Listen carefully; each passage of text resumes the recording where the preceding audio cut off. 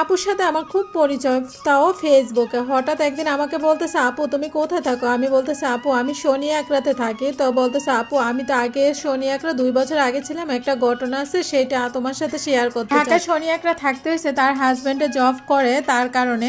আসলে আপুটা প্রথম একদম গ্রামের থেকে আসছে, গ্রামের একটা মেয়ে ছিল, কখনো ঢাকা শহর আসে নাই। হুট করে তার হাজব্যান্ডের চাকরি করতে আসে, তো ওনাকে আসতে হয়েছে। আসার জন্য তাদের রুম দেখতে হবে। ফাইনালি কিন্তু তারা একটা রুম দেখেছে। ওই রুমটা হয়েছে, ওই বিল্ডিংটা পুরা ছিল 6 তলা, 6 তলা পুরা বেসালা থাকতো, ওনারা 5 তলায় থাকতো। এখানে কোনো মেয়ে মানুষ ছিল না, শুধু খালি মেয়ে মানুষ বলতে ওরাই, মানে ওনারাই আপুরাই শুধু খালি ফ্যামিলিগত ছিল, আর কেউ ছিল না, সব বেসালা ছিল। তো ওনারা বাসা পাচ্ছে না দেখে 1 মাসের জন্য এই বাসাটাতে উঠছে। তো 1 মাসের ভিতরে একটা ভালো ফ্ল্যাট দেখে ওই ফ্ল্যাটে চলে যাবে। তারপর যখন তার হাজব্যান্ড চাকরিতে যায়, যখন জবে চলে যায়, তখন তো তার দেখা যায় 2টা বাচ্চাগুলা নিয়ে একা একা থাকতে হয়। আর বাচ্চাগুলা যেহেতু গ্রামে অনেক সুন্দর খেলাধুলা করতো, ওইখানে খোলামেলা জায়গায় বড় হয়েছে, তো এখানে এসে তো খোলামেলা পাচ্ছে না, তার জন্য নাকি বাচ্চাগুলা তাকে অনেক বেশি বিরক্ত করতো। তার জন্য আপু ভাবতেছে যে যেহেতু এখন বিকাল টাইম, একটু ছাদে যাওয়া যাক, একটু বাইরে থেকে ঘুরে আসা যায়। একদিন পরে বাইরে যাইতো, কিন্তু ছাদে কখনো যাওয়া হয় না। তো ওনার যেহেতু বড় ছেলে বলতেছে, মা চলো আজকে আমরা ছাদে যাই।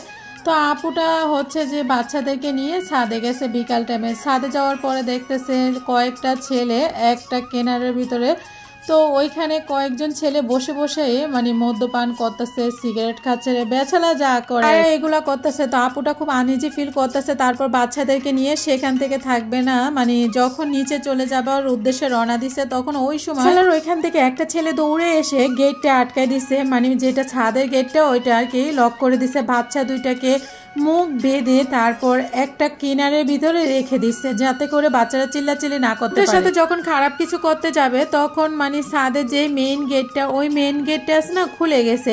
খুলে যাওয়ার পরে দেখতেছে ভারীওয়ালা ওইখানে দাঁড়াইছে। ভারীওয়ালায় মানে বলতেছে, এখানে কি হয়েছে, এখানে এরকম কি হচ্ছে, বাচ্চা দুইটাকে এরকম মুখ বাঁধা কেন, এইগুলা নিয়ে কিন্তু অনেক কিছু হয়েছে। পরে কিন্তু আপুটা বেঁচে গেছে। কি একটা অবস্থা, যদি ওই সময় যদি ভারীওয়ালাটা না আসতো, তাহলে আপুটার ইমাজিন কি একটা অবস্থা হতো ওই আপুটার। কথাটা আপু কারোর সাথে শেয়ার করে না, শুধু হাজব্যান্ডের সাথে শেয়ার করছে। তারপর হাজব্যান্ড তো অনেক রেগে অনেক কিছু করছে, আর বাড়িওয়ালা তো মানে ওনাদেরকে বের করে দেওয়ার কথা বের করে দিছে, আরও অন্যান্য জিনিস মানে যেটা দরকার সেটা করছে আর কি।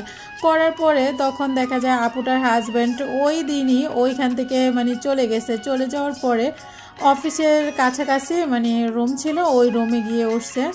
তো আপুটা আমাকে বলতেছে যে, আপু জানেন ওই সময় যদি ভারীওয়ালাটা না আসতো, আমি জানি না আমার সাথে কি হতো, আমার বাচ্চাদের সাথে কি হতো, আমাকে কি মেরে ফেলতো, কি করতো আমাকে নিয়ে, আমার বাচ্চাদেরকে নিয়ে। তো এইটাই আমি মাঝে মাঝে চিন্তা করি, আপুটা যদি ওই সময় যদি সিচুয়েশনে ভারীওয়ালা না আসতো, তাহলে যে কি হতো। আসলে এই ভিডিওটা শেয়ার করা একটাই কারণ, যে আপনারা যে বাসায় ভায়াসালা আছে, অবশ্যই ওই বাসায় সতর্ক হয়ে বাসা ভাড়া নেবেন।